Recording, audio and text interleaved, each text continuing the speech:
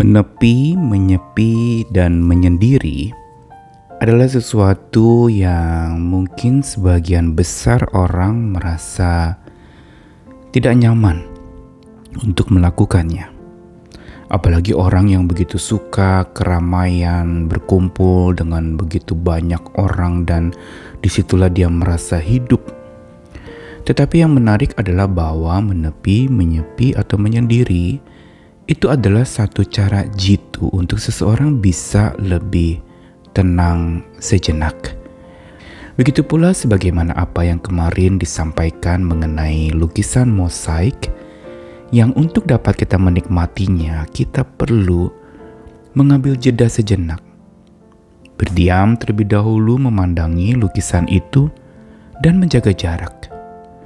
Kalau kita jarak memandangnya begitu dekat dengan lukisan mosaik, kita tidak dapat melihat keindahannya. Tapi begitu kita menjaga jarak, sedikit menjauh, kita akan melihat betapa luar biasa lukisan itu dan kita baru dapat membacanya. Ini lukisan apa? Begitu pula kehidupan kita. Saat dimana kita sedang menghadapi berbagai macam persoalan, hal-hal yang sulit untuk dapat kita tangani, itu adalah saat yang paling tepat untuk kita mengambil jeda dan menjaga jarak. Ini pula yang dilakukan oleh Tuhan saat Dia menghadapi berbagai macam hal di dalam kehidupannya. Mari kita belajar, ambil jeda dan jaga jarak. Saya Nikolas Kurniawan menemani di dalam Sabda Tuhan hari ini dari beberapa ayat dari keempat kitab Injil.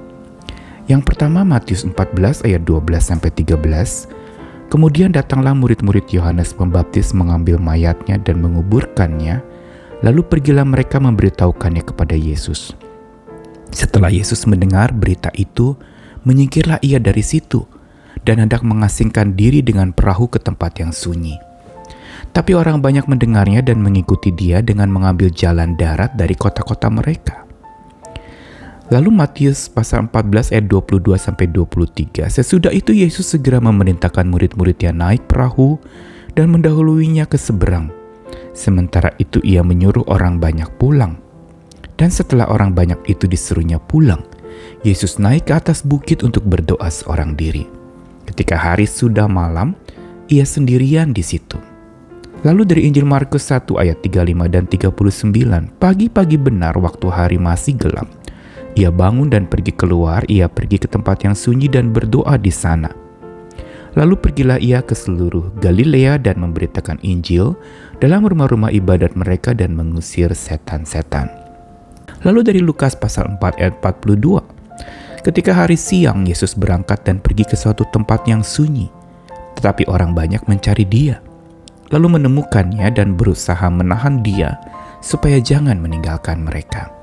Dan terakhir dari Yohanes 6 ayat 15, karena Yesus tahu bahwa mereka hendak datang dan hendak membawa dia dengan paksa untuk menjadikan dia raja, ia menyingkir pula ke gunung seorang diri. Dari seluruh ayat-ayat yang diambil dari keempat kitab Injil, menarik sekali bahwa ini merupakan sebuah kebiasaan yang jarang diberitakan dari kehidupan Yesus dalam pelayanannya, yaitu sebuah kebiasaan menepi, menyepi, dan menyendiri. Apa yang dia lakukan? Inilah sebenarnya saat di mana Yesus mengambil jeda dan menjaga jarak dari sesuatu atau dari kerumunan orang. Tujuannya bukan untuk antisosial dan melarikan diri, tapi justru untuk melihat lebih jelas lagi dan untuk supaya ada inspirasi dalam melihat sesuatu lebih benar lagi. Dan ketika kita baca tadi di dalam keempat Injil, baik di Matius, momen itu adalah ketika Yesus menyingkir lalu mengasingkan diri ke perahu, naik perahu ke tempat sunyi untuk lalu dia mengambil jeda dan menjaga jarak. Pada saat itu adalah masa di mana dia baru saja mendengarkan berita tentang Yohanes Pembaptis yang dihukum mati dengan dipenggal kepalanya. Saat itu tentu saja Yesus berkabung. Dalam berkabungnya, dia mengasingkan diri dengan perahu ke tempat yang sunyi. Sebuah kebiasaan yang baik. Dia mengatasi perkabungan justru dengan menyepi, menepi, menyendiri di tempat sunyi. Lalu di dalam ayat 22-23 Matius 14 yang sama juga dikatakan bagaimana waktu itu kepada murid-muridnya Yesus memerintahkan murid-muridnya naik perahu dan dia naik ke atas bukit berdoa seorang diri. Kembali Yesus mengambil jeda dan menjaga jarak dari murid-muridnya. Dia suruh murid-muridnya berangkat dulu menyeberang laut itu. Sementara Yesus naik ke bukit berdoa. Poster yang menyertai renungan ini adalah poster yang saya ambil dalam foto ketika perjalanan ziarah waktu itu ke Danau Galilea, atau orang sering sebut itu adalah laut atau Danau Tiberias. Dan tempat itu adalah tempat yang menjadi sentral banyak kali pelayanan Yesus. Dan di dalam Matius 14 tadi dikatakan bagaimana Yesus menyuruh orang banyak pulang, dan ini kejadian yang di Danau Galilea itu. Begitu pula di dalam Injil Lukas dikatakan hari siang Yesus berangkat dan pergi ke satu tempat yang sunyi, tapi orang banyak mencari dia, lalu menemukannya dan berusaha menahan dia supaya jangan meninggalkan mereka. Kalau tadi pagi lalu malam, sekarang siang, Yesus ambil jeda dan jaga jarak dari orang-orang lain. Bukan karena dia mau melarikan diri, tapi dia mau memperlengkapi diri dengan persekutuan pribadi dengan Allah Bapanya.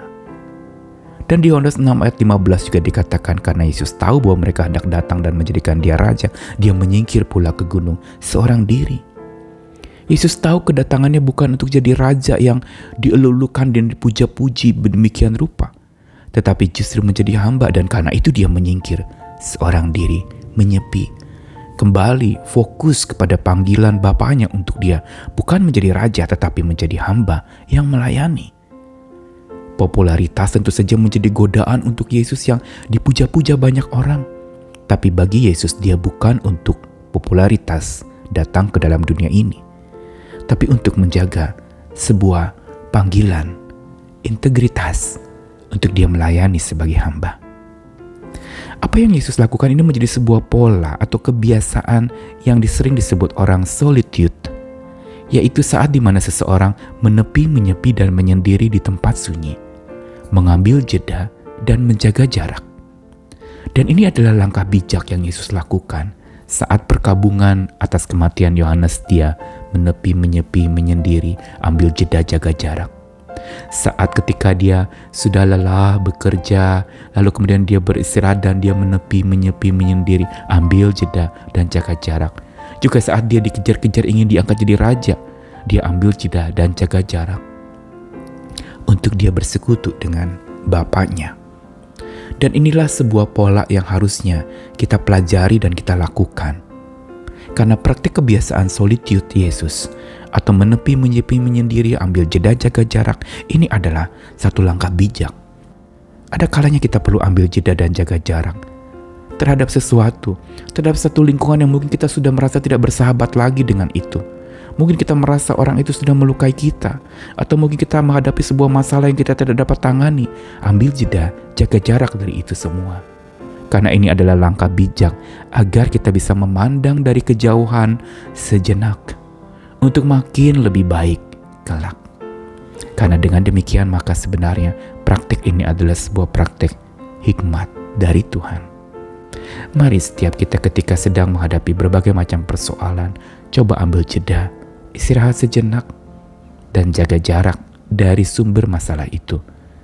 Agar kita bisa sejenak memandang segalanya dari kejauhan, bukan dari dekat seperti benang kusut kita di dalamnya kita tersesat dan terjerat, tapi kita keluar dari kumpulan benang kusut itu dan memandang dari kejauhan, agar bisa menatap dengan perspektif yang baru, melihat juga dengan makin lebih baik, dan tentu saja hubungan menjadi makin lebih baik. Karenanya mari kita belajar, ambil jeda, jaga jarak seperti yang Tuhan Yesus lakukan selama hidupnya. Mari kita berjuang lagi, mari kita belajar untuk terus menyerahkan segala sesuatunya ke dalam tangan kuasa Tuhan pada saat kita mengambil jeda dan menjaga jarak. Tuhan mengasihi kita sekalian. Amin.